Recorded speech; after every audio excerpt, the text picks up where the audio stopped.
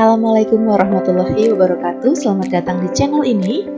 Kali ini kita akan belajar mengenal bagian-bagian buku. Ini adalah materi bahasa Indonesia untuk kelas 7 SMP. Baik, langsung saja. Bagian-bagian buku yang akan kita pelajari terdiri atas beberapa bagian. Yang pertama ada sampul buku. Yang kedua halaman hak cipta, kemudian halaman daftar isi, dan halaman penutup buku. Kita akan bahas satu persatu. Yang pertama, sampul buku. Nah, bagian sampul buku ini adalah bagian luar buku yang pertama kali kita lihat. Sampul ini penting karena memberi gambaran isi buku. Nah, ini bagian sampul depan. Terdiri atas judul buku. Bisa kita lihat di sini ada Itam dan U. Nah, buku tersebut berjudul Itam dan U. Judul buku ini menunjukkan isi materi buku. Kemudian ada bagian sampul depan buku. Ini berisi judul, gambar, serta nama penulis. Nah, keseluruhan ini disebut sampul depan buku. Kemudian ada bagian penulis buku, yaitu orang yang membuat atau menulis buku. Nah, penulisnya bisa kita lihat di sini bernama Yovita Siswati. Kemudian terdapat bagian ilustrator buku. Ilustrator adalah orang yang membuat gambar dalam buku. Nah, kebetulan dalam sampul depan ini terlihat bahwa ilustratornya yaitu Evi Selvia. Kemudian ada bagian punggung buku.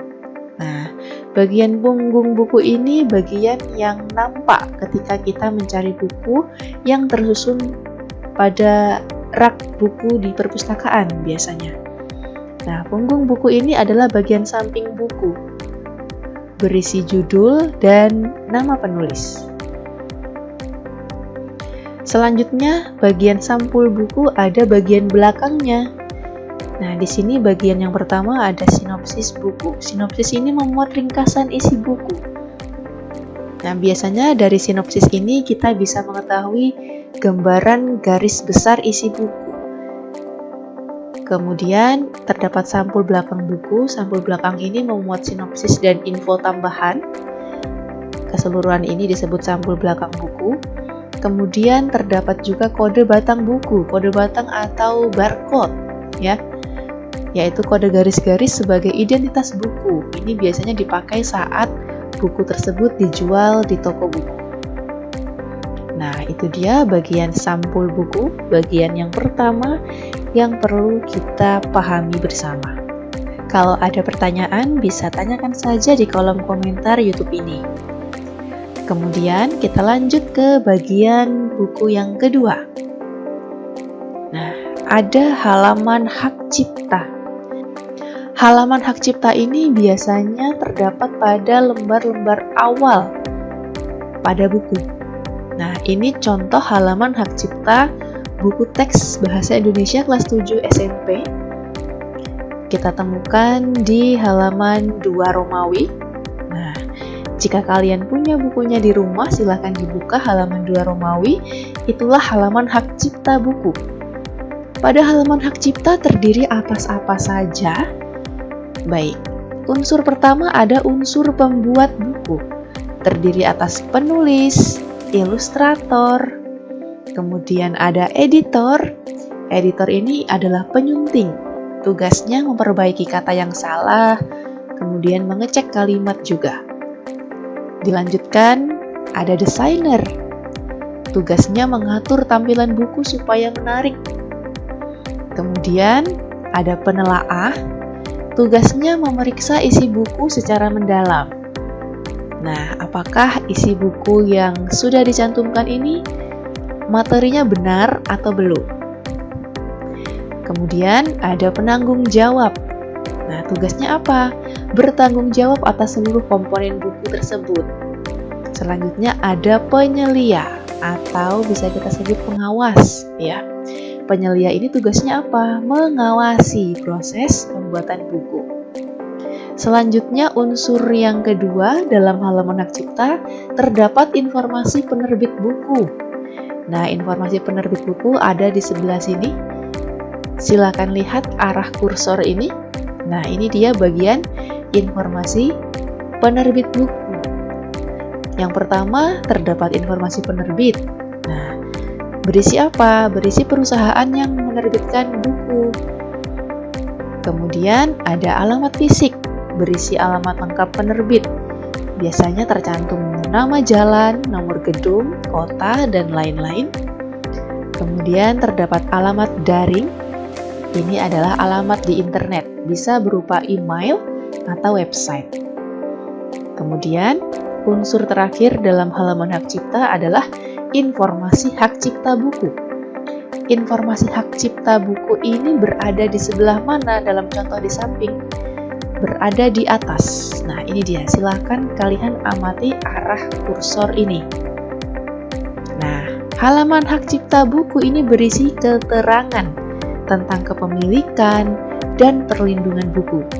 Biasanya buku ini tidak boleh sembarangan disalin atau diperbanyak. Nah, silakan kalian amati pada contoh di samping. Di sini tertera siapa pemilik hak cipta, ya kan?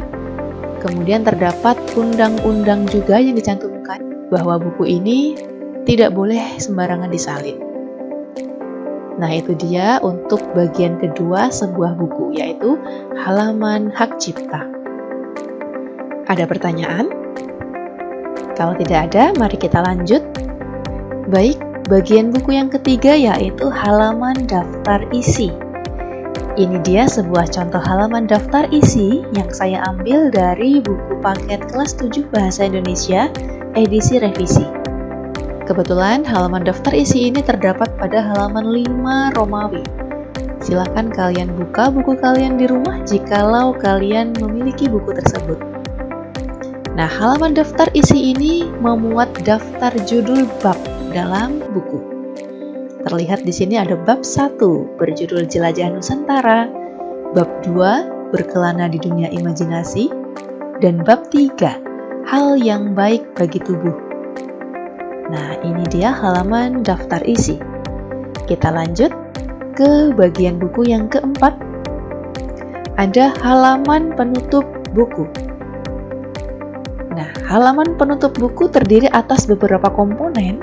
Yang pertama, komponen referensi atau daftar rujukan atau daftar pustaka. Nah, biasanya ini memuat daftar buku atau sumber yang digunakan untuk menyusun sebuah buku. Kemudian, komponen yang kedua ada glosarium, berisi daftar kata-kata sulit yang muncul dalam buku tersebut beserta artinya.